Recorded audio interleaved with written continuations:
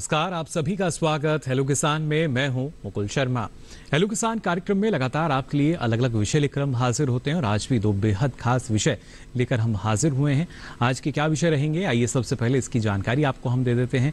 आज खास तौर से हम बात करेंगे बरसात में फूलों एवं सजावटी पौधों के रखरखाव की, और इसके साथ ही आपको जानकारी दी जाएगी धान की फसल में सिंचाई और उसके साथ साथ अतिरिक्त प्रबंधन की, किस तरह का प्रबंधन आपको अपनाना चाहिए अच्छी उपज के लिए। ये सारी जानकारी आपको हम देंगे।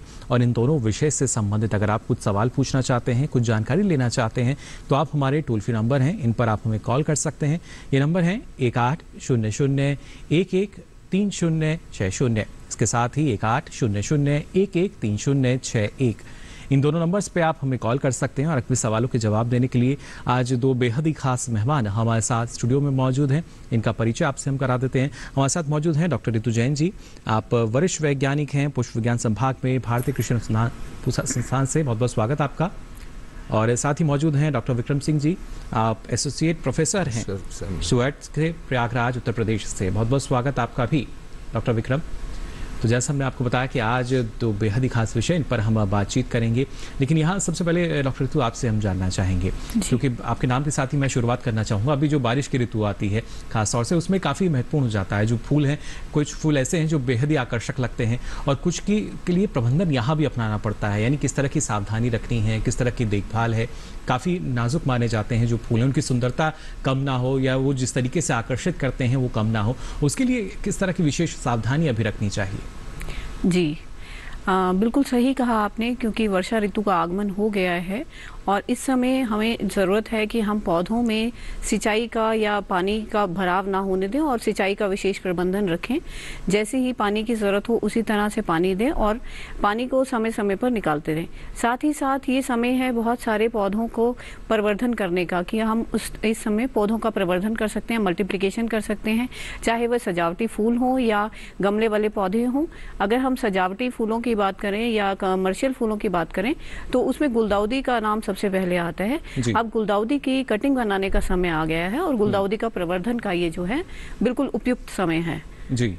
और साथ ही साथ अगर हम बात करें गमले वाले पौधों की, तो पत्तीनुमा या फूल वाले जो भी गमले हैं हमारे, उनको इस समय हम रीपॉटिंग करने का समय है, क्योंकि जो पौधे होते हैं वो गमले में वो रूट बाउंड हो जाते हैं, मतलब मिट्टी जो बड़े हो जाते हैं वो उनकी जड़ें, तो उसको गमले को बदलने का टाइम है इस समय, कि गमले को बदल दिया जाए ताकि पौधे की बढ़वार अच्छी हो सके और उसकी खूबसूरती बनी रहे। चलिए, बिल्कुल इस बारे में विस्तार से आपसे हम जानकारी लेंगे, किस तरीके से उनकी जो खूबसूरती है और भी ज़्यादा बढ़ सकती है और वो आपको और ज़्यादा आकर्षित कर सकते हैं। लेकिन पहले नजर डाल लेते हैं इस खास रिपोर्ट पर।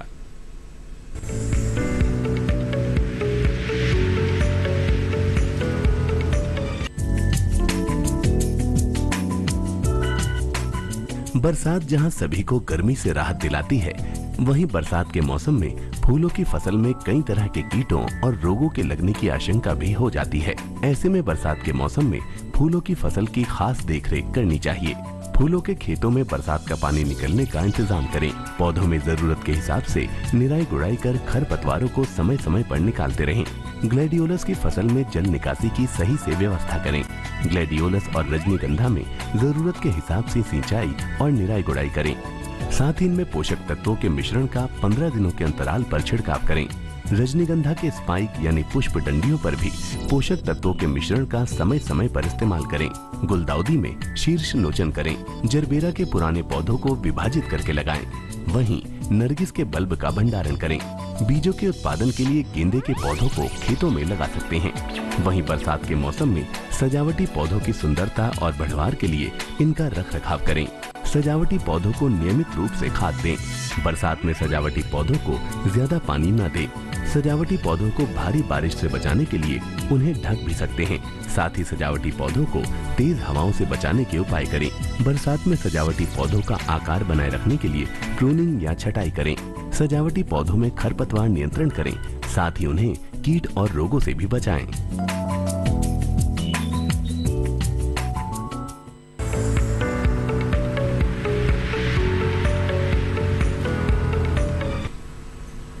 तो जाना आपने किस तरह की जो देखभाल है वो आवश्यक हो जाती है बारिश के इस मौसम में, और साथ ही हमारे जो किसान धान की खेती करते हैं, जाहिर तौर पर जो नर्सरी हैं वो डाल चुके हैं धान की, लेकिन वहाँ भी आपको कई तरह की सावधानी रखनी है, उचित प्रबंधन अपनाना है, जिससे आने वाले समय में आप अच्छी उपज ले सकें। अभी क्या स्थिति डॉक्टर विक्रम? देखिए किसान भाइयों, इस समय ज़्यादातर किसान भाइयों की नर्सरी डाली जा चुकी है।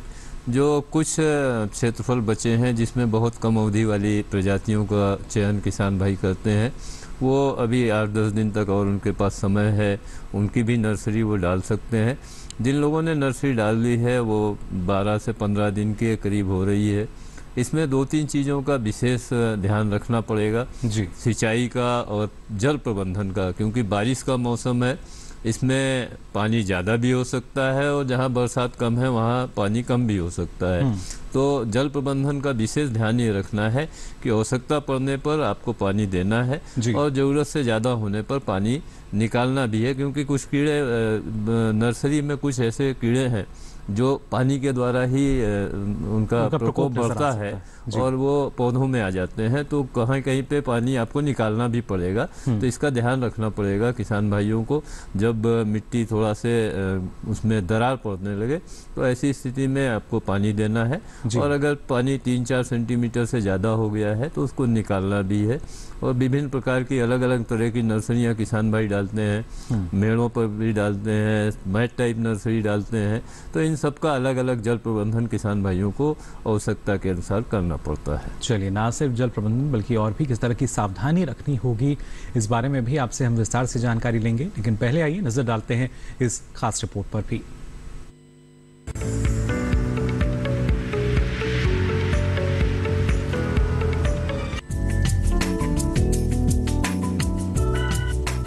इस समय देश के काफी हिस्सों में मानसून की बरसात हो रही है।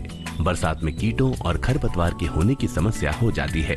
ऐसे में धान की अच्छी पैदावार लेने के लिए धान में प्रबंधन बहुत जरूरी है, चाहे वो जल प्रबंधन हो, उर्वरक प्रबंधन हो या कीट और रोग प्रबंधन हो। सबसे पहले बात करते हैं धान में जल प्रबंधन की। धान की नर्सरी में पानी की कमी होने से बीज अंकुरित होने में मुश्किल होती है। ऐसे में नर्सरी में फव्वारा विधि से सिंचाई कर सकते हैं। क्यारियों के बीच में बनाई गई नालियों में पानी चलाकर भी सिंचाई कर सकते हैं। खेत में जल प्रबंधन के लिए धान की रोपाई के समय से लेकर रोपाई के करीब 1 सप्ताह बाद तक खेत में 2 से 3 सेंटीमीटर पानी होना बेहद जरूरी है। खेत में ज्यादा पानी न रहने दें। ज्यादा पानी होने से छोटे पौधों के सड़ने की आशंका रहती है। धान में रोग और कीट प्रबंधन भी जरूरी है। धान में पत्ती का झुलसा रोग लगता है। ये रोग पौधे की छोटी अवस्था से लेकर परिपक्व अवस्था तक कभी भी हो सकता है। इसमें पत्तियों के किनारे ऊपरी भाग से शुरू होकर मध्य भाग तक सूखने लगते हैं। सूखे पीले पत्ते के साथ साथ राख के रंग के चकत्ते भी दिखाई देते हैं।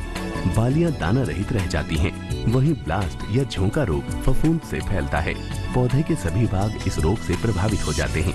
पत्तियों पर भूरे धब्बे, कत्थई रंग और बीच वाला भाग राख के रंग का हो जाता है।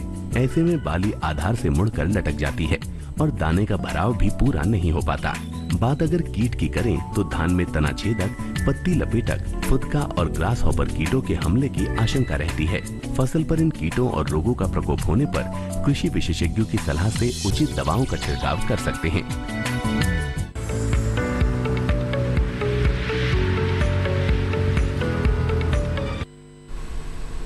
तो जाना आपने, अगर किसी तरह की समस्या आती है तो कृषि विशेषज्ञ से सलाह लेकर आप उस समस्या को दूर कर सकते हैं, साथ ही अच्छी पैदावार और अच्छी उपज भी ले सकते हैं। साथ ही यहाँ डॉक्टर ऋतु, आपसे हम जानना चाहेंगे, जिस तरीके से आपने बताया कि अलग अलग फूल हैं जो बरसात के मौसम में, जिनमें हम कह सकते हैं जो उनकी प्रमुख क्रियाएं हैं, अगर वो करते हैं तो और भी अच्छा आकर्षक जो है या खूबसूरत जो है वो हमें लगते हैं। और खासतौर से गुलदाउदी की अगर हम बात करें यहाँ पर, पहले क्या स्थिति रहती है ऐसे में और कौन से उसमें प्रमुख कृषि कार्य हमारे किसान कर सकते हैं? जी, जैसा कि हम जानते हैं कि बरसात शुरू होते ही गुलदाउदी का प्रवर्धन हम शुरू कर देते हैं।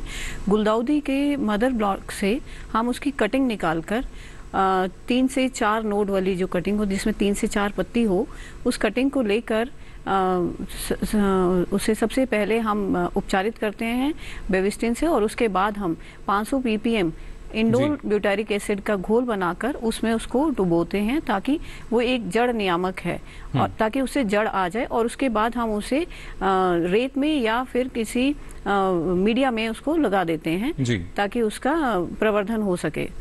उसके अलावा हमें ये भी ध्यान रखना है कि मदर ब्लॉक में इस समय जल भराव ना हो, क्योंकि जो हमारा गुलदाउदी की जो फसल है वो पानी के भराव के लिए बहुत ही ज़्यादा संवेदनशील है, और थोड़ा सा भी अगर जल का भराव हो जाए तो वो हमारी जो फसल है वो खराब हो सकती है। चलिए, यानी पानी जो है वो जमा नहीं होना चाहिए, पानी की निकासी आपको अच्छी रखनी होगी। फिलहाल हमारे साथ एक दर्शक जुड़े हैं शिमला हिमाचल प्रदेश से। राकेश जी, बहुत बहुत स्वागत आपका। हेलो, नमस्कार जी। नमस्कार, क्या जानकारी लेना चाह रहे हैं?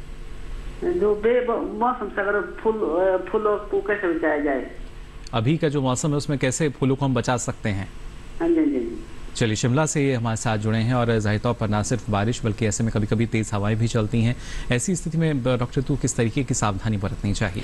जी, सबसे पहले बहुत ही इम्पॉर्टेंट है कि पानी का हम प्रबंधन करें, समुचित निकास का प्रबंधन हो। साथ ही साथ अगर वर्षा नहीं होती है तो हम उसमें ये भी ध्यान रखें कि हमें समय समय पर सिंचाई करनी है ज़रूरत के हिसाब से। दूसरा, इस समय पर खरपतवार बहुत ज़्यादा होते हैं, तो हमें खरपतवारों को निकालना है, क्योंकि खरपतवार एक तो जो हमारी फसल है उसका पोषण खा लेते हैं, साथ ही साथ वो कीट और व्याधियों के लिए भी एक होस्ट का काम करते हैं। मतलब जो अगर फसल नहीं है तो वो कीट पतंगे जो हैं वो उन खरपतवारों के ऊपर जी। और उस खरपतवार को निकालने की बहुत ज़्यादा आवश्यकता है। साथ ही साथ अगर कुछ जैसे हमारी रजनीगंधा की फसल है, तो जैसे रजनीगंधा में इस समय फूल आ रहा है, तो उसका फूल निकालते हुए ध्यान रखें कि फूल निकालते ही हमें उसको नीचे से 1 सेंटीमीटर छोड़कर फूल काटना है, पौधे को 1 सेंटीमीटर छोड़ के। और साथ ही साथ रजनीगंधा में भी निराई गुड़ाई का और पानी का विशेष ख्याल रखना है इस समय में। इसके अलावा कार्नेशन की भी कटिंग्स लगाई जा सकती हैं, तो कार्नेशन आप लगा सकते हैं। चलिए, कार्नेशन के बारे में भी और जानकारी आपसे लेंगे। फिलहाल एक और दर्शक हमारे साथ जुड़े हैं, नंदस्वरूप मिश्रा जी हमारे साथ जुड़े हैं बाराबंकी उत्तर प्रदेश से। बहुत बहुत स्वागत आपका नंदस्वरूप जी, क्या जानकारी लेना चाह रहे हैं? नंदस्वरूप मिश्रा बाराबंकी से। मैं जानना ये चाहता हूँ कि जैसे हम कोई बीज लाते हैं जी, जैसे उसका डेट ठीक है, मुझे क्या अगर हमारा बीज खराब निकल रहा तो कितने % तक हमारा जमाव होना चाहिए तो मेरे लिए बीज अच्छा हो। दूसरी चीज, हम 3 प्रकार के बीज होते हैं, जैसे फाउंडेशन बीज होता है, सर्टिफाइड होता है, प्रमाणित बीज होता है। इसकी नर्सरी करने की कौन कौन सी विधियाँ होती हैं? चलिए, बिल्कुल ये जानना चाह रहे हैं कि जब हम नर्सरी लगाते हैं तो कौन सा जो बीज है वो हम अच्छा मान सकते हैं जिसमें अच्छा अंकुरण हो जाए, क्योंकि जितना अच्छा अंकुरण होगा उसी हिसाब से हमारे जो किसान हैं उनको लाभ मिल पाता है। देखिए किसान भाई, बहुत अच्छा प्रश्न आपने किया है कि नर्सरी में अगर जमाव अच्छा होगा तभी आपको जो है उसकी नर्सरी अच्छी होगी। तो आप इसके लिए देखिए बहुत आसान तरीका है। आप इसका बीज जो ले आ रहे हैं वो चाहे फाउंडेशन हो, चाहे सर्टिफाइड हो, चाहे आपका ये आधारीय बीज हो, आप ये तीनों में से जो भी आप ले आ रहे हैं, क्योंकि देखिए सर्टिफाइड सीड जो भी बना हुआ है वो भी आपके फाउंडेशन और न्यूक्लियर सीड से ही बनता है। और किसान को अगर अपने पैदावार के लिए लेना है तो उसके लिए सर्टिफाइड सीड अच्छा होता है। अगर आपको बीज पैदा करना चाह रहे हैं आप बीज उसको, तो फाउंडेशन और न्यूक्लियर सीड ब्रीडर सीड से आप बीज पैदा कर सकते हैं जी। इसके लिए आप जर्मिनेशन टेस्ट कर लें। आप जो आपने बीज लाए हैं 100 बीज या 50 बीज निकाल करके किसी गीले कपड़े में रख दीजिए और वो आपको बता देगा कि आप उसमें कितना % जमाव है। इसके बाद आपको जो है ध्यान ये देना है कि जमाव अच्छा हो। बीज अच्छा होने पे भी कभी कभी किसान भाइयों को जमाव अच्छा नहीं मिलता है जी। उसके लिए क्षेत्रफल का जो चयन है, आपने अगर ज़्यादा बीज डाल दिया तो भी बीज जमाव अच्छा नहीं होगा जी। और नर्सरी डालने के बाद आपने खेत तैयार कर लिया, बढ़िया से नर्सरी डाल दिया। नर्सरी डालने के बाद अगर उसमें जो पानी आपने लगाया है, अगर गीली विधि से नर्सरी डाल रहे हैं और जो पानी लगाया है वो पानी अगले दिन जो है खेत में सूख जाना चाहिए जी। तो ये सभी संभव होगा जब खेत बराबर से समतल होगा। जहाँ पे ये पानी खड़ा रह जाएगा वहाँ बीज का अंकुरण नहीं होगा, क्योंकि अंकुर जमे होते हैं और वो पानी के नीचे रह जाएंगे, फिर वो वहीं से ख़त्म हो जाएंगे। तो सुबह उसमें पानी पूरा निकलना ही चाहिए और उसके बाद जब वो पानी निकल जाए 2 दिन आपको 2 दिन के बाद पानी उसमें देना है। बीज डालने के तुरंत बाद आप पानी भी नहीं दे सकते हैं, दूसरे दिन आप पानी दें और उतना 1 सेंटीमीटर से ज़्यादा पानी न भरें।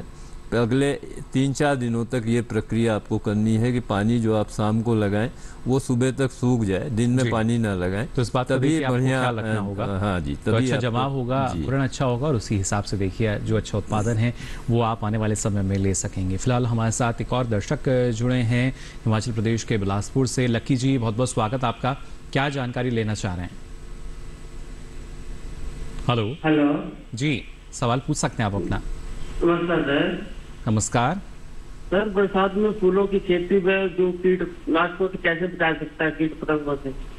चलिए, किस तरीके से बचाया जाए? कोई ऐसा फूल जिसके बारे में आप जानकारी लेना चाहते हो या खेती करते हैं किसी फूल की आप?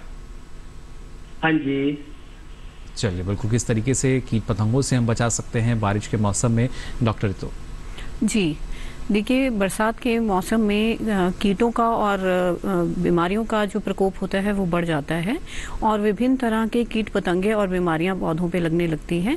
जैसे कि हम बात करते हैं आजकल के परिवेश में सबसे अधिक जो है वो रस चूसने वाले जो कीट हैं, जैसे कि माहू है, चेपा है या एफिड है या थ्रिप्स हैं, इस तरह के जो कीट हैं वो फसल को बहुत नुकसान पहुंचाते हैं।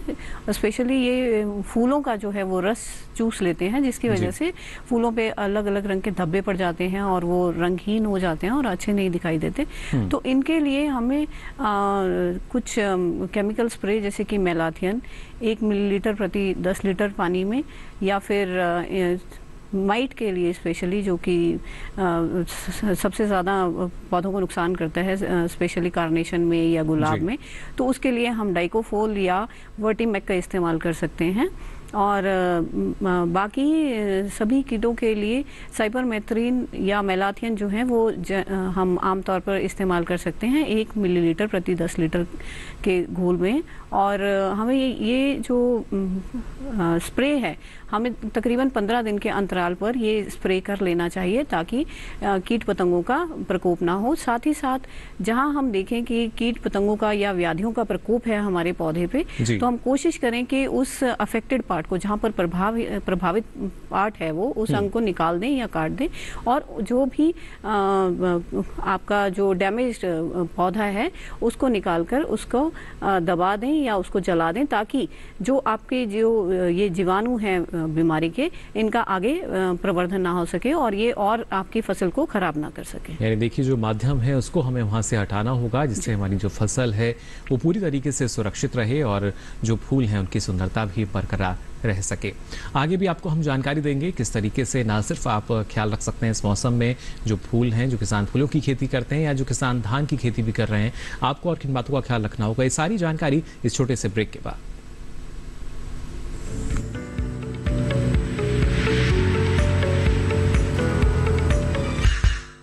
किसान भागीदारी प्राथमिकता हमारी। इस अभियान के दौरान देश भर से किसानों के वीडियो आमंत्रित। प्रगतिशील भारत के 75 साल और किसानों के गौरवशाली इतिहास और उनकी उपलब्धियों का प्रदर्शन किसान वीडियो प्रतियोगिता द्वारा। कृषि मंत्रालय द्वारा वीडियो प्रतियोगिता का आयोजन 3 श्रेणियों में। पहला, किसानों और उनकी आय में वृद्धि की सफलता की कहानियां। दूसरा, किसानों द्वारा अपनाई गई नवीन पद्धतियों के परिणाम स्वरूप प्राप्त उच्च उत्पादकता। तीसरा, किसानों को कृषि मंत्रालय की योजनाओं द्वारा प्राप्त लाभ। वीडियो भेजने की तिथि 15 जून 2022 से 8 जुलाई 2022 तक।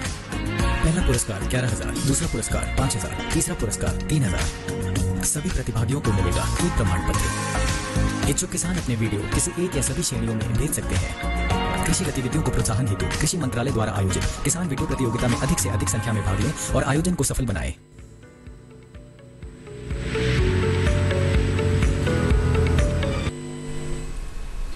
ब्रेक के बाद आप सभी का एक बार फिर स्वागत हेलो किसान में। आज लगातार आपको हम जानकारी दे रहे हैं किस तरीके से बारिश के मौसम में आप जो हमारे सजावटी फूल हैं, पौधे हैं, उनका ख्याल रख सकते हैं, सावधानी आपको क्या रखनी चाहिए और साथ ही धान की जब अगर अभी जो स्थिति है वहाँ पर किस तरह का प्रबंधन आपको अपनाना होगा।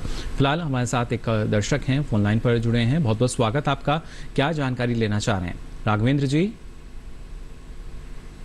हेलो राघवेंद्र जी, आवाज मिल पा रही है आपको हमारी? एटा उत्तर प्रदेश से हमारे साथ जुड़े हैं फोन लाइन पर कोशिश हम कर रहे हैं इनसे बात हमारी हो सके, लेकिन फिलहाल संपर्क इनसे हमारा नहीं हो पा रहा है। यहाँ डॉक्टर विक्रम आपसे हम जानना चाहेंगे, जैसा हमने अभी बात की कि किस तरीके से जो हमारा जमाव है यानी जो अंकुरण है वो किस तरीके का रहता है, ये भी निर्भर करता है किस तरह का बीज हमारे जो किसान हैं वो लेते हैं। लेकिन उसके बाद हम देखते हैं कि खासतौर से अगर देखा जाए तो कई तरह की जो हम कहते हैं कि बीमारियां हैं वो नर्सरी में भी कभी कभी आ जाती हैं। वहाँ पर किस तरह का प्रबंधन अपनाना चाहिए ये आपसे हम जानकारी लेंगे। लेकिन एक दर्शक फोन लाइन पर जुड़े हैं, इनका सवाल हम ले लेते हैं। बहुत बहुत स्वागत आपका हेलो किसान में, क्या जानकारी लेना चाह रहे हैं? जी नमस्कार। धान को ज्यादा फसलों से, ज्यादा बारिश से कैसे बचाया जाए? जी, धान को कैसे बचा सकते हैं ज्यादा बारिश में? हाँ जी, हाँ जी। चलिए जी, डॉक्टर विक्रम क्या जानकारी देना चाहेंगे? देखिए, धान तो वैसे फसल ही है जो है बरसात की, लेकिन जो किसान भाइयों का जो एरिया है बहुत निचला एरिया है जहाँ पानी भर जाता है, वहाँ जो प्रजातियां हैं जलमग्न और इस तरह की जो प्रजातियां, बहुत सारी प्रजातियां निकली हुई हैं जो भरे हुए पानी में भी अच्छा उत्पादन देती हैं। तो उन अगर ऐसे ही समस्या है किसान भाइयों की कि पानी बहुत ज़्यादा भर जाता है, तो उन प्रजातियों का, जैसे जलमग्न प्रजाति है, उसका आप नर्सरी डालें और उसका प्रयोग करें। और जहाँ पे थोड़ा बहुत पानी भरा हुआ है और जल निकासी की व्यवस्था नहीं है लेकिन पौधा आपका ऊपर है, तो उसमें जो प्रबंधन करना होगा वो खाद का प्रबंधन, जो आप उर्वरक दे रहे हैं, क्योंकि अगर पानी ज़्यादा भरा होगा और उसमें आप यूरिया का टॉप ड्रेसिंग करेंगे तो उसमें ज़्यादातर यूरिया जो है वो प्रयोग में नहीं आएगी, पानी के साथ घुल करके वो बह जाएगी या वातावरण में नीचे चली जाएगी जी। तो ऐसी स्थिति में जो है किसान भाई अगर संभव हो तो यूरिया की जगह अमोनियम सल्फेट का प्रयोग कर सकते हैं, नीम कोटेड यूरिया का प्रयोग कर सकते हैं जी। और ये प्रबंधन किसान भाइयों को करना पड़ेगा। और जहाँ तक जो पानी की बात है तो पानी तो धान के लिए बहुत ही आवश्यक है जी। लेकिन कितना पानी हम मान सकते हैं, कितना इंची? अब कभी कभी किसान को जानकारी नहीं होती और हम देखते हैं कि करीब 12 इंची तक या 10 इंची है और उससे फसल जो हमारी प्रभावित होती है। हाँ जी, ये देखिए, ये नर्सरी लगाने से लेकर के और बढ़वा तक अलग अलग, उसमें जब आपने धान की रुपाई की है उस समय जो है 2 से 3 सेंटीमीटर से ज़्यादा पानी नहीं होना चाहिए, क्योंकि 2 से 3 सेंटीमीटर से ज़्यादा पानी होने पे जो आपकी नर्सरी है वो गिर जाती है और गिर करके वो ख़राब हो जाती है। तो आपको 2 से 3 सेंटीमीटर रखना है। और जैसे ही 10 से 15 दिन की नर्सरी आपने रुपाई करने के बाद आपकी 15-20 दिन का फसल हो गई तो उस समय में आपको जो है 3 से 4 सेंटीमीटर तक पानी आप रख सकते हैं जी। और 1 महीने से ऊपर की फसल में 5 से 6 सेंटीमीटर पानी आप खड़ा रख सकते हैं, उससे ज़्यादा पानी भरने की आवश्यकता नहीं है। और अगर है तो वो निकालने की व्यवस्था है, और नहीं तो न भी निकालें तो वो बहुत अधिक नुकसान नहीं करेगा। लेकिन जो प्रॉब्लम समस्या आएगी वो कटाई के समय आएगी, उस समय तक आपका पानी अगर भरा रहेगा तब समस्या आएगी, अन्यथा कोई विशेष समस्या नहीं आएगी। चलिए, बिल्कुल। एक और दर्शक हमारे साथ जुड़े हैं, विपिन जी हमारे साथ जुड़े हैं मध्य प्रदेश के सागर से। विपिन जी, बहुत बहुत स्वागत आपका, क्या जानकारी लेना चाह रहे हैं? जी नमस्ते जी। मेरे सर 2 सवाल हैं जी।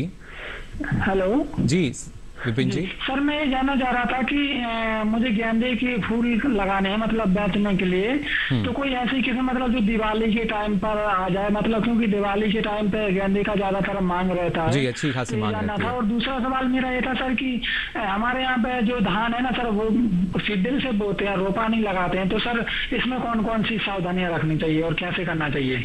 चलिए, काफ़ी जागरूक सीड्रिल से अगर हमारे किसान धान की खेती करें। पहले ऋतु जी आपसे जानना चाहूँगा, जो उनका सवाल था, गेंदी की खेती करना चाहते हैं जिससे जब त्योहारी सीज़न आएगा या जब हमारे इस तरह के पर्व होते हैं तो अच्छी खासी आमदनी हमारे किसानों को हो सके, कि इसके लिए कौन सी अच्छी किस्म रहेगी? जी, इस समय हमारे यहाँ की किस्म है, एक पूसा दीप के नाम से एक किस्म है जो कि स्पेशली दशहरा और दिवाली के समय पर ही फूल देती है। तो उस किस्म का चयन अभी किया जा सकता है और उस किस्म को लगाने का ये बिल्कुल सही समय है। अभी उसका नर्सरी डाली जा सकती है और दशहरे और दिवाली के पास आपको उसके फूल मिल जाएंगे और इसके फूल जो हैं बहुत ही सुंदर, आकर्षक और गहरे डार्क मरून कलर के जो हैं होते हैं और फूलों का आकार छोटा होता है, बट लेकिन उन फूलों की माला जो है वो बहुत सुंदर बनती है, क्योंकि हम जितने भी ये हमारे त्योहार होते हैं, सामाजिक कार्यक्रम होते हैं, उनमें ज़्यादातर हम या तो फूल अर्पित करने के लिए इस्तेमाल करते हैं या माला बनाकर वो चढ़ाने के लिए इस्तेमाल करते हैं। तो ये खुले फूल के लिए भी और माला बनाने के लिए भी एक बहुत अच्छी उपयुक्त किस्म है, जिसका बीज हमारे अनुसंधान संस्थान से या हमारे संभाग से प्राप्त किया जा सकता है। और ये किस्म आप ज़रूर लगाएं, इससे आपको बहुत अच्छे फूल भी मिलेंगे, इसकी ग्रोथ भी बहुत अच्छी है, उपज भी बहुत अच्छी है और इसका पौधा भी छोटा रहता है पर वो फूल बहुत अधिक फूल देता है। चलिए बिल्कुल। साथ ही यहाँ डॉक्टर आपसे भी जानना चाहेंगे धान को लेकर जो उनका सवाल था, और इसके साथ साथ और भी सावधानी किस तरीके से किसान बरत सकते हैं? हाँ जी, देखिए, जब इस समय समस्याएं आ रही हैं, जो मजदूर की रोपाई में समस्याएं आई, तो कुछ लोग अब जो हमारी पुरानी पद्धति डायरेक्ट सीडेड राइस, जिसको DSR कहते हैं हम लोग, उस पर वापस आ रहे हैं और ये बहुत अच्छा उत्पादन दे रही है आपको। जो इस समय इसमें दो चीज़ें हैं, एक तो वर्षा आधारित डायरेक्ट सीडेड राइस किसान भाई करते हैं, और जिनके पास सिंचाई की व्यवस्था है वो भी डायरेक्ट सीडेड राइस का कर सकते हैं। जिनके पास सिंचाई की व्यवस्था नहीं है, बरसात आधारित बीज का बुआई करते हैं, वो 80 से 100 किलोग्राम प्रति हेक्टेयर बीज की दर से आप सीड ड्रिल में डाल करके बरसात के पहले इसकी खेत की तैयारी करके और बीज को सीड ड्रिल से बो देते हैं जी। जैसे ही बरसात शुरू होती है ये बीज अपना उगना शुरू हो जाता है। इसमें जो सबसे बड़ी समस्या आती है वो खरपतवार नियंत्रण की आती है जी। इसके दो तरीके हैं, एक तो ये कि आपके जमाव के पहले जो भी प्री इमर्जेंस हर्बिसाइड है उसका प्रयोग आप करके इसको नियंत्रित कर सकते हैं। इसमें दूसरा एक तरीका किसान भाई करते हैं, बीज जमाने के 10 से 15 दिन के बाद ब्लाइंड होइंग कहते हैं, मतलब ऐसे ही सीधा हल की जुताई करके और उसमें पाटा लगा करके और फिर से उस पर पानी भर देते हैं, जिससे जो उस बीच में 12 से 15 दिन तक आपकी जो नर्सरी धान लगा हुआ है उसमें जो खरपतवार निकले हैं वो उखड़ जाएंगे, और फिर जो पौधे को उखाड़ करके लगाने वाली प्रक्रिया होती है, ये पौधा अपने आप वहाँ से उखड़ेगा और फिर वहीं से लगेगा और वो जमाव पकड़ लेगा, तो वो एक बढ़िया उसमें किल्ले भी आएंगे और उसमें आपका बढ़िया उत्पादन भी मिलेगा। दूसरा जो आपका नर्स जिनके पास सिंचाई की व्यवस्था है वो खेत को तैयार करके हल्का मॉइस्चर लगा करके खेत में और तब आप अपने बीज की बुआई कर सकते हैं। इसमें सीड ड्रिल से भी कर सकते हैं, ड्रम सीडर से भी कर सकते हैं।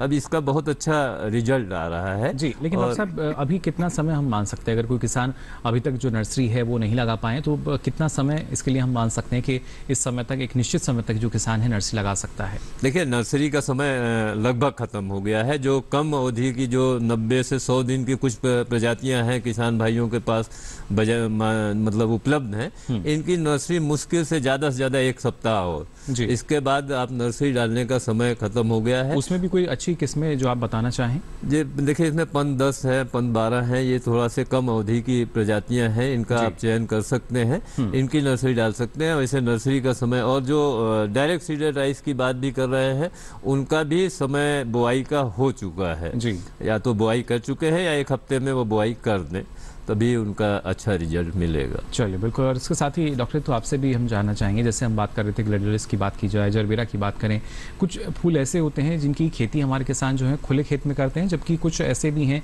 जो हमारे संपन्न किसान हैं जो कि ना सिर्फ आधुनिक टनल बनाकर या दूसरे तरीके से भी अलग अलग माध्यम से भी वो करते हैं, पॉली हाउस में भी करते हैं। ऐसे में जो किसान खुले खेत में कर रहे हैं उन्हें और किस तरह से किन बातों का ख्याल रखना चाहिए? क्योंकि जब बारिश की स्थिति हो जाती है, जल जमाव की स्थिति, तो आपने बताया कि जल निकासी का प्रबंध हमें करना चाहिए, क्या ऐसे में जो पोषक तत्व प्रबंधन है उसका भी कुछ ख्याल रखना होगा? जी देखिए, जो हमारे परंपरागत फूल हैं, यानी कि जो जिनकी हम खुले फूलों की खेती जो है वो आमतौर पर ओपन फील्ड कल्टीवेशन की जाती है, मतलब खेत में, खुले खेत में की जाती है, उनको संरक्षित विधि से हम नहीं उगाते हैं। तो इसमें मुख्यतः गुलाब है, गेंदा है, गुलदाउदी है और रजनीगंधा है, तो इस तरह के फूल जो हैं हम वो खुले वातावरण में उगाते हैं। सबसे पहले बरसात के समय में मैंने बोला कि हमें सबसे ज्यादा पानी का प्रबंधन हमें देखना है, उसके साथ साथ हमें खरपतवार का प्रबंधन देखना है, साथ ही साथ हमें कोई उसको कीट और रोग उसको नहीं हानि पहुंचा सकें तो उन चीज़ों का भी प्रबंधन करना है। उसके साथ पोषण भी एक बहुत ही महत्वपूर्ण विषय है। अगर खेत में पानी ज़्यादा रहेगा तो जो पोषक तत्व हैं वो निकल जाएंगे। तो हमें समय समय पर उन जो हमारी फसल है उसको फर्टिलाइज़र या उर्वरक देना भी बहुत आवश्यक है। पर हमें ये ध्यान ज़रूर रखना है कि जब बारिश का समय हो तो उस वक्त पर हम उर्वरक ना दें या कोई भी फर्टिलाइज़र ना डालें, क्योंकि वो जो भी हम खाद या फर्टिलाइज़र डालेंगे तो वो मिट्टी के साथ मिट्टी में या तो घुलकर वातावरण को प्रभावित करेगी या उस पौधों तक वो पहुँचेगी नहीं। तो इसलिए हम जो हमारी स्लो रिलीज फर्टिलाइजर या कोटेड फर्टिलाइजर हैं उनका इस्तेमाल कर सकते हैं। और इसके साथ साथ खुले वातावरण के पौधों के अलावा भी जो हमारे पॉटेड प्लांट हैं उनमें भी इस वक्त अगर कोई पोषक तत्व डालना चाहते हैं तो वो भी हम स्लो रिलीज फर्टिलाइजर आजकल बहुत सारी मार्केट में मिलती हैं जो कि धीरे धीरे जो पौधा है उसको अवशोषित करता है और उसकी बढ़वार अच्छी होती है। तो उस तरह की जो उर्वरक है या उस तरह की जो खाद है उसका इस्तेमाल कर सकते हैं, उनका भी चयन यानी किया जा सकता है या फिर नीम की खली या कुछ इस तरह की चीजें भी हम उसमें डाल सकते हैं कि जिससे कि उसको पोषण भी मिले और साथ ही साथ कीटों और बीमारियों से निजात भी। जी बिल्कुल, उनकी भी रोकथाम जो है देखिए वो इसके जरिए हो सकती है। फिलहाल एक और दर्शक हमारे साथ जुड़े हैं, भगवत जी हमारे साथ जुड़े हैं हापुड़ उत्तर प्रदेश से। जी भगवत जी, बहुत बहुत स्वागत आपका, क्या जानकारी लेना चाह रहे हैं? ये 2509 में इसमें ये पेड़ बड़े हो जाते हैं और वो सूख जाए हमारे तो खेत खाली रह जाए। 2509 बता रहे हैं कि जिसमें जो पौधा है सूख जाता है, क्या वजह है इसके पीछे डॉक्टर विक्रम? देखिए ये जी बिल्कुल, देखिए ऐसा है किसान भाइयों, जो धान की बात करते हैं इसमें 2-3 समस्याएं आती हैं। एक तो ये कि जो धान सूख रहा है उसमें सूंडी लगती है, जड़ और तने के पास, वो काट देती है। दूसरा, अब ये समस्या ये है कि किस स्थिति में जाकर के सूख रहा है। दूसरा, जो आपका अगर कीड़ा लगा हुआ है तो उसके लिए इनिशियल जो आपने रोपाई किया है, रोपाई के 1 महीने के अंदर ये समस्या आती है। ज़्यादातर 1 महीने से लेकर 45 दिन तक ये समस्या ज़्यादा आती है। जो जड़ के पास है वो सूंडी घुस करके और उसके तने को ही काट देती है, उस वजह से भी सूख जाता है, वो पत्ता सूख जाता है। दूसरा, जो आपका जब धान बड़ा हो जाता है और बालियां आने के समय होते हैं उस समय बीच में गोलाई में सूखना शुरू होता है। ऐसा लगता है जैसे किसी ने आग लगाई हो और फिर धीरे धीरे वो पूरा का पूरा खेत सूख जाता है। शुरुआती अवस्था में अगर इस तरीके से सूख रहा है तो उसकी वजह तो क्या हम उसमें जो है कीड़ा होता है वो जो है आपका फोरेट या थाइमेटेंजी आप 12 किलो प्रति हेक्टेयर की दर से नमी होने पे आप डाल दें तो वो कीड़ा रुक जाएगा। इसके बाद जब आप पकने की अवस्था में, बाली आने की अवस्था में गोलाई से सूखना, बीज से शुरू होता है गोलाई से, आप उसमें देखेंगे तो नीचे पत्तियों के नीचे जो है वो छोटे छोटे कीड़े होते हैं जिसे फुटका कहते हैं। तो इस स्थिति में आपको पहला काम ये करना है कि उसमें से पानी अगर भरा हो तो अगर संभव हो तो निकाल दें और उसके बाद आप उसमें ये आपका कीटनाशी दवा का प्रयोग करेंगे जो सिस्टमिक कीटनाशी, क्योंकि वो पत्तियों के नीचे होता है, और वो साइपरमेथिलीन का प्रयोग आप छिड़काव कर सकते हैं और इससे जो 3 ml प्रति लीटर पानी की दर से आप इसका मिला करके आप छिड़काव करेंगे तो भी आपका ये रोग, आपका कीड़ा जो है समस्या देखिए खत्म हो सकती है। लेकिन ये ज़रूरी, जब आपको इस तरह के लक्षण नजर आते हैं अपनी फसल में तो आपके जो निकटतम कृषि विज्ञान केंद्र हैं या कृषि विश्वविद्यालय हैं, कृषि विशेषज्ञ हैं, वहाँ जाकर भी आप ये सारी जानकारी ले सकते हैं। और अब तो जब हम ऑनलाइन प्रणाली की बात करते हैं तो आप उसकी फ़ोटो खींचकर भी भेज सकते हैं। अलग अलग जो माध्यम है उसके ज़रिए कोशिश की जाती है किसानों को जल्द से जल्द जो जानकारी है और समाधान है वो दिया जा सके। आगे भी आपको हम जानकारी देंगे, लेकिन यहाँ रुक रहे हैं एक और छोटे से ब्रेक के लिए। जल्द हाजिर होंगे, आप बने रहिए दूरदर्शन किसान पर।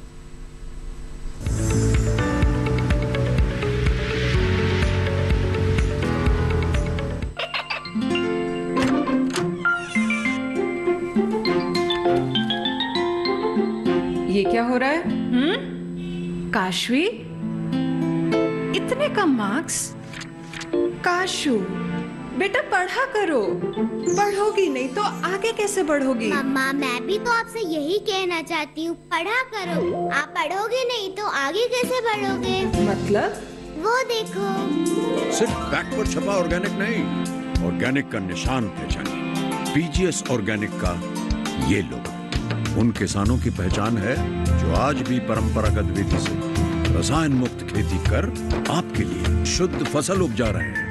अब समझे मम्मा, अगर मैं प्योर ऑर्गेनिक फूड नहीं खाऊंगी तो अच्छे मार्क्स कहाँ से लाऊंगी? अच्छा बच्चों, जैविक खेती की इस मुहिम को आगे बढ़ाइए, शुद्ध ऑर्गेनिक अपनाइए।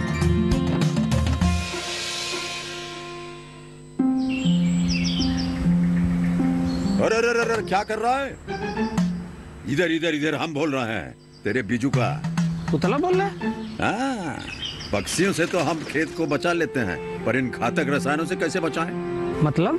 देख बेटा, तू जो ये अंधाधुंध रसायन मिलाता है ना, मिट्टी की सेहत बिगड़ने लगी है। और जब माटी ही कमजोर पड़ जाएगी तो उपज कैसे सेहतमंद होगी? हाँ? अरे पहले ऐसा नहीं था। पूछना अपने बड़े बुजुर्गों से, कैसे फसल लहलहाती थी, शुद्धता झलकती थी। हाँ, माटी भी तंदुरुस्त और लोग भी। पहली वाली बात कहाँ? पर अब तो सभी डाले हैं। सब नहीं, आज भी लाखों जागरूक किसान परंपरागत विधि से फसल उगा रहे हैं। खर्चा कम और उपज की कीमत भी बेहतर पा रहे हैं। ठीक है भाई, मैं भी आज से जैविक खेती शुरू करूंगा। माटी से प्रेम की परंपरा है परंपरागत खेती।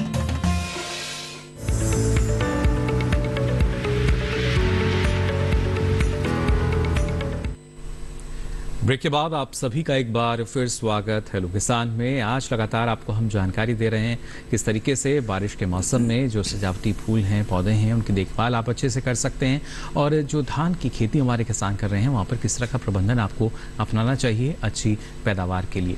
फिलहाल एक दर्शक हमारे साथ जुड़े हैं फोन लाइन पर, उत्तर प्रदेश से ये हमारे साथ जुड़े हैं। बहुत बहुत स्वागत आपका धर्मेश जी, क्या जानकारी लेना चाह रहे हैं? हेलो धर्मेश जी, आवाज मिल पा रही है आपको? सर मुझे बहुत लगा तरीके से लगा जी, जानना चाह रहे हैं कि हाँ जी आवाज आ रही है। आप नर्सरी अभी लगाना चाहते हैं धान की? हाँ जी लगाना चाहते हैं। चलिए, अभी लगाना चाहते हैं नर्सरी ये धान की, किस तरीके से वहाँ और किन बातों का ख्याल इनको रखना होगा डॉक्टर विक्रम?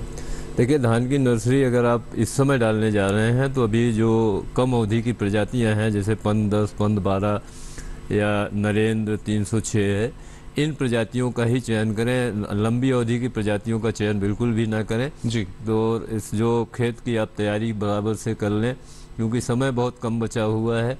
और जब आप नर्सरी डालने जा रहे हैं, बीज ले आएँ, बीज को पहले उसमें पानी में डाल करके 10% नमक के घोल में उसको डालें, तो जो उसमें ख़राब बीज हैं वो निकल जाएंगे।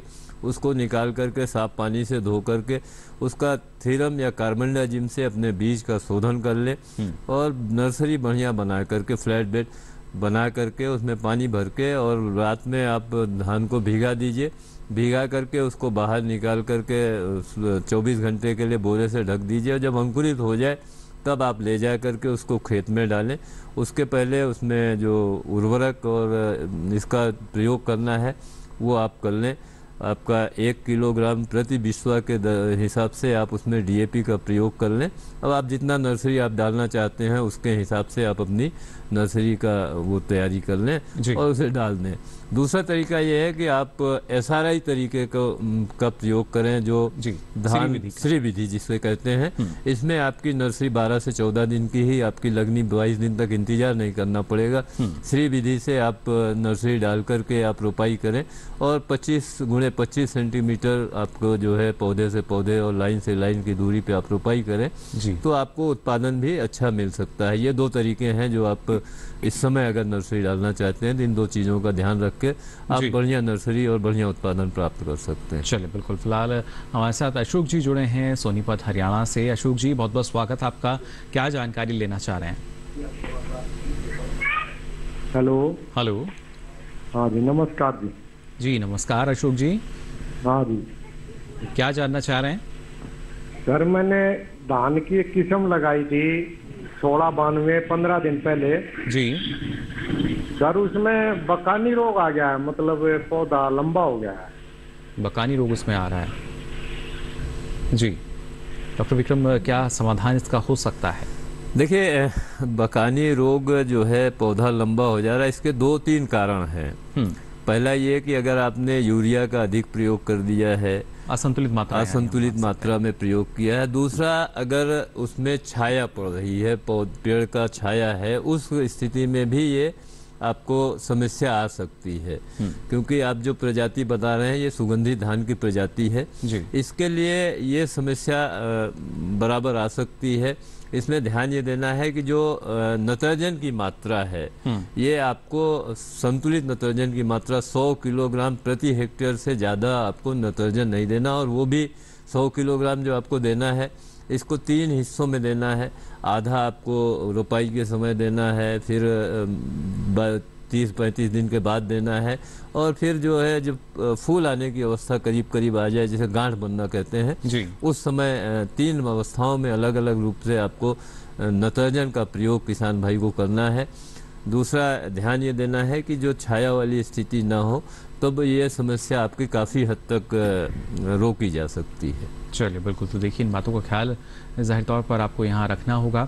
साथ ही डॉक्टर ऋतु, आपसे भी हम जानना चाहेंगे, ना सिर्फ देख रेख बल्कि अभी का जो मौसम है, माना जाता है कि इसमें अगर किसान हों या फिर सजावटी पौधों की अगर बात की जाए, अगर हम उनको लगाना चाहते हैं तो उसके लिए भी उचित है।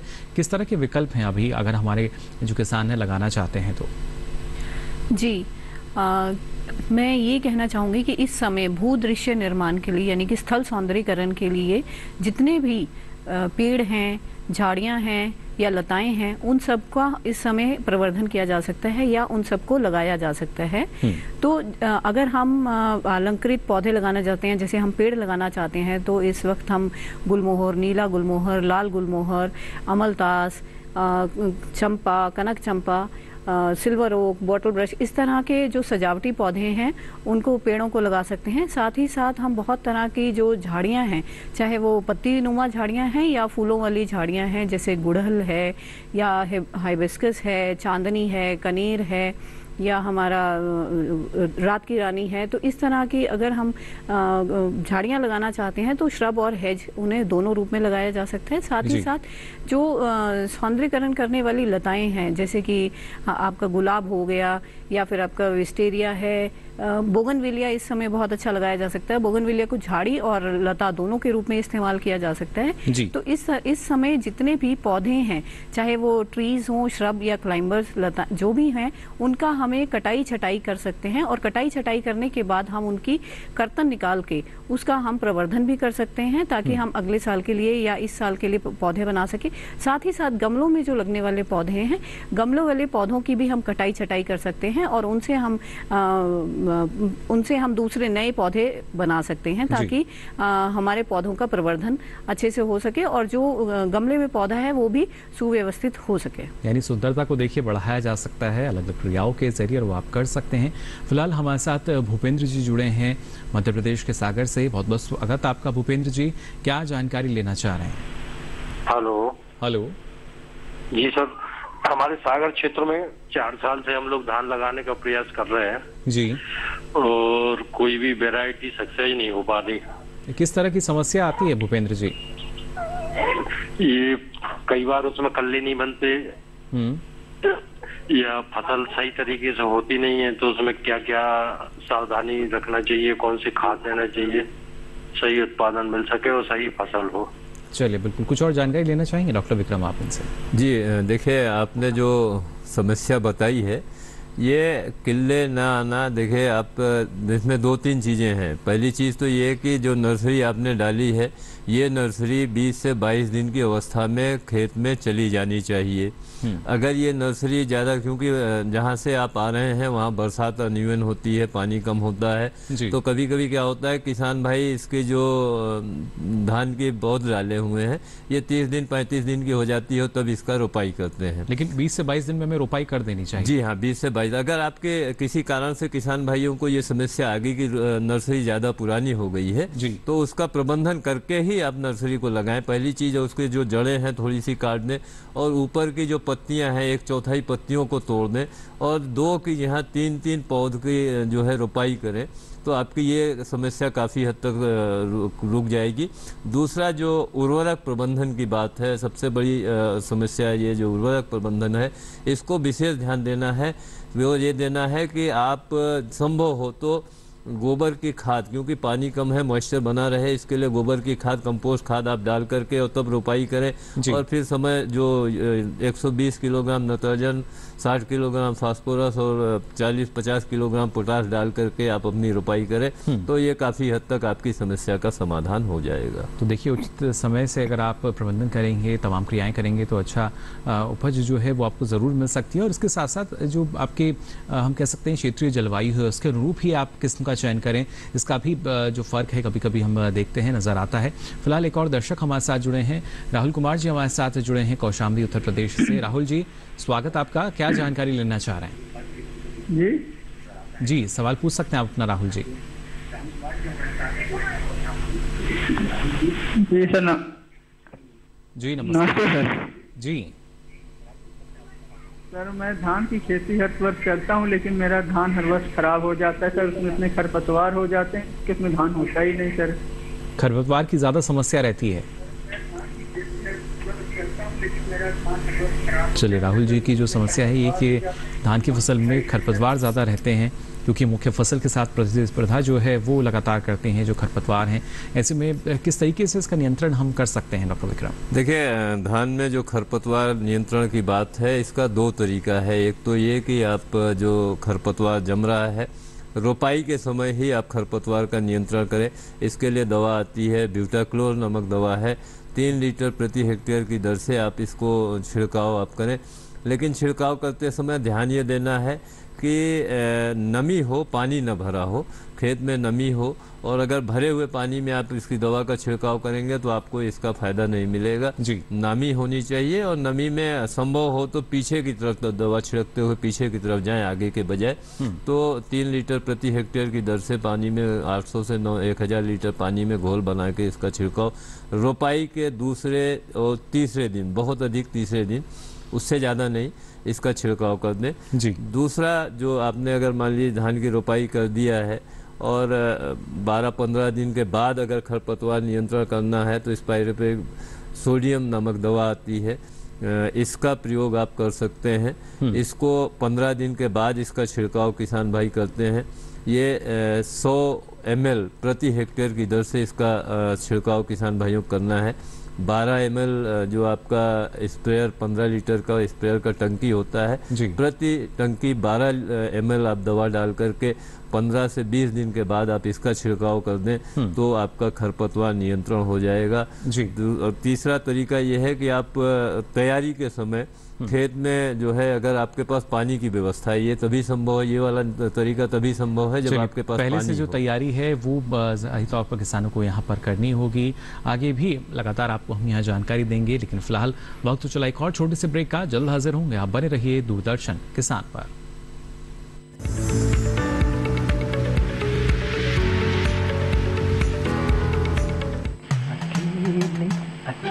अरे वाह भैया, अकेले अकेले। अरे तू भी ले, पर खाएगा कैसे? मैं ऑर्गेनिक खेती की बात कर रहा रे बेटे। अकेले अकेले खेती कब तक करेगा? मतलब गांव में 20-25 किसानों का समूह बना के पंजीकरण करवा ले, फिर सरकारी ट्रेनिंग भी मिलेगी और मुफ्त जैविक बीज खाद भी। फिर बीजीएस ऑर्गेनिक की सरकारी मोहर के साथ तेरी उपज आकर्षक पैक में पहुंचेगी बड़े बाजार तक। अच्छा? हाँ। अरे भाई, कहाँ चल दिया? सबको साथ लाने, आमदनी बढ़ाने। तो किसान भाई समझ गए ना? साथ मिलकर ऑर्गेनिक खेती कीजिए, अपनी परंपरा को आगे बढ़ाइए, ज्यादा मुनाफा कमाइए। माटी से प्रेम की परंपरा है परंपरागत खेती।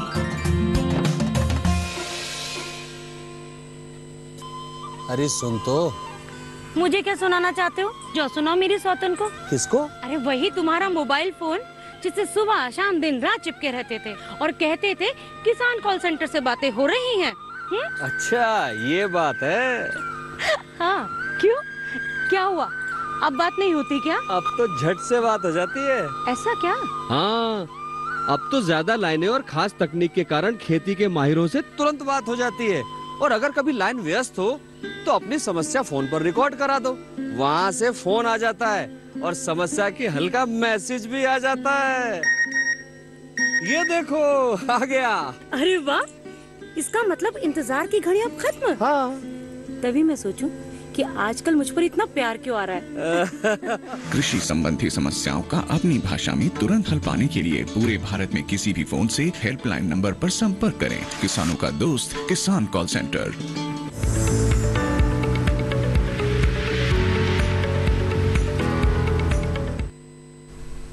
ब्रेक के बाद आप सभी का एक बार फिर स्वागत। हेलो किसान में दर्शक न सिर्फ हमारे साथ फ़ोन कॉल के जरिए जुड़ते हैं, बल्कि हम किसान कॉल सेंटर पर भी अपने सवाल दर्ज कराते हैं और इसके साथ साथ मेल भी हमें करते हैं। डॉक्टर ऋतु, एक सवाल हमारे पास है निशांत जी का पंजाब से। ये जानना चाह रहे हैं जो ग्लैडियोलस का फूल है उसके भंडारण के बारे में जानकारी लेना चाह रहे हैं, किस तरीके से उसका भंडारण किया जा सकता है। जी, ग्लैडियोलस को हमें एक सबसे पहले भंडारण से पहले की अवस्था है कटाई की अवस्था, क्योंकि हमें जब भी फूल का भंडारण करना है तो उसे हमें एक उचित अवस्था पर उसकी कटाई करनी चाहिए। अगर हम ग्लैडियोलस को एक दूर वाली मंडी में भेजना चाहते हैं तो हमें उसके कटाई की जो स्थिति होती है वो तब होती है जब नीचे की दो कलिका जो हैं ग्लैडियोलस की, वो उनका रंग जब दिखाई देने लगे तो उस अवस्था में हमें ग्लैडियोलस की स्पाइक को काटना चाहिए। और काटते हुए हमें ये ध्यान देना चाहिए कि स्पाइक को हमेशा हम तिरछा कट लगाएं और साथ ही साथ जिस सिकेटियर या चाकू से हम उसे काटें वो बहुत तेज धार वाला हो और एकदम साफ सुथरा हो, और काटते ही फूल को तुरंत उसे साफ पानी में रख दिया जाए ताकि आपके फूल में हवा नहीं भर सके। और उसके बाद ले जाकर फूलों को ठंडा कीजिए, खेत से ले जाकर फूलों को ठंडी जगह पर रख दीजिए। उनको प्रशीतन या प्री कूलिंग जिसे कहते हैं वो करना है। और वो करने के बाद उन फूलों का हम दो तरह से भंडारण कर सकते हैं, या तो हम उनका सूखा भंडारण कर सकते हैं या हम उनको पानी में रख के भंडारण कर सकते हैं। अगर हमें ज्यादा समय के लिए फूलों को रखना है तो हम फूलों को सूखा भंडारण करेंगे, यानी कि हम उसको किसी फूलों की सबसे पहले हम उनको ग्रेडिंग कर लेंगे और ग्रेडिंग करने के बाद बंडल बना के उसको हम बंडल बना के और फिर ऊपर से कुछ अखबार से रैप करके और उसके बाद हम ग्लैडियोलस की जो ताजगी है अगर चाहे तो वो बरकरार रह सकती है, लेकिन आवश्यकता सिर्फ जानकारी लेने की। फिलहाल एक और दर्शक हमारे साथ जुड़े हैं, जल्दी से इनका सवाल ले लेते हैं। रोहताश जी हमारे साथ जुड़े हैं फोन लाइन पर। बहुत बहुत स्वागत आपका रोहताश जी, क्या जानकारी लेना चाह रहे हैं? हेलो सर, ये जो हम धान की फसल लगाते हैं जी, तो उसमें क्या है कि फसल खूब अच्छी होती है हमारी। उसके बाद जब पकाव पे आती है ना फसल, तो उसमें से जो वो क्या कहते हैं बाली निकलती है, तो आधी बाली निकलती है और आधी बाली नहीं निकल पाती है उसमें से, और जो निकलती भी है उसमें कुछ दाने हैं जो वो छोटे रह जाते हैं। जी, ये किस वजह से हो सकता है डॉक्टर विक्रम, और क्या समाधान है इसका? देखिए, इसके दो चीज़ें हैं। जैसे आपने बताया कि आपने जो धान में बालियां हैं वो पूरी नहीं निकल पा रही हैं या आधी निकल रही हैं, जो दाने हैं वो कम पड़ रहे हैं। इसमें दो चीज़ें हैं, एक तो जो आपका रोपाई का समय है वो प्रभावित करता है, दूसरा आपका उर्वरक प्रबंधन करता है। अगर आपने लंबी अवधि की प्रजातियों को देर में रोपाई की है और ठंड का मौसम जल्दी आ जाता है और तो तापमान गिरने लगता है, 20-22 के नीचे जैसे ही तापमान आता है धान की बालियां निकलने में समस्या बढ़नी शुरू हो जाती हैं। जी, तो आप एक तो समय से बुआई करें। 18 डिग्री नीचे ऐसा है ना, धान पूरा समय लेता है जितने दिन का है, तो आपने अगर लेट रोपाई की है तो वो उत्पादन जो है, जो बालियां आने के समय ठंड पड़ेगी तो बालियां पूरी नहीं निकल पाएंगी। दूसरा, जो उर्वरक प्रबंधन की बात करें, नाइट्रोजन, फास्फोरस और पोटास, ये NPK जिसको कहते हैं, ये तीनों आपको देना है।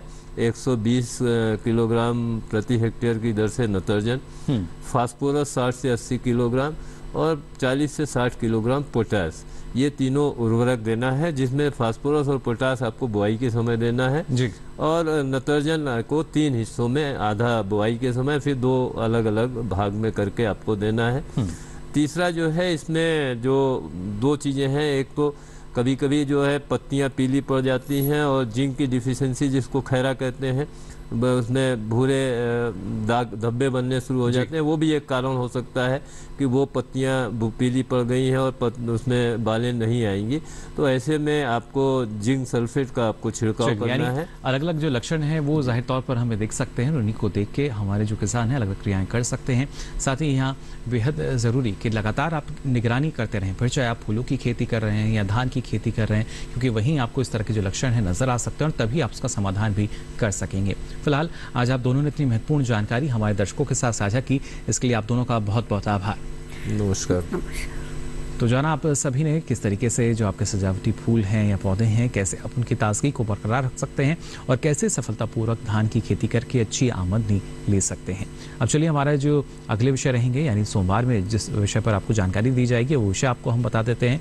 आपको हम जानकारी देंगे प्राकृतिक खेती और इसके साथ साथ बात होगी सोयाबीन की खेती की। साथ ही आप बता दें अपना कोई सवाल या सुझाव है तो वो आप हमें ईमेल कर सकते हैं।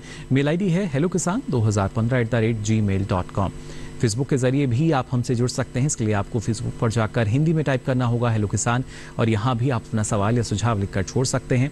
और बारी है आखिरी लेकिन सबसे महत्वपूर्ण विकल्प की, आप डीडी किसान कॉल सेंटर का नंबर नोट कर लीजिए, इस पर भी अपना सवाल दर्ज करा सकते हैं। नंबर है 1800113060। सोमवार से शनिवार सुबह 6 से रात के 10 बजे तक लाइन्स खुली हैं, इस पर भी अपना सवाल दर्ज आप करा सकते हैं। और आपको बता देंगे ये सारी जानकारी अब आप देख सकते हैं डीडी किसान के यूट्यूब चैनल पर भी इस QR कोड को स्कैन करके। तो फिलहाल आज के लिए हेलो किसान में बस इतना ही। दीजिए इजाजत, नमस्कार।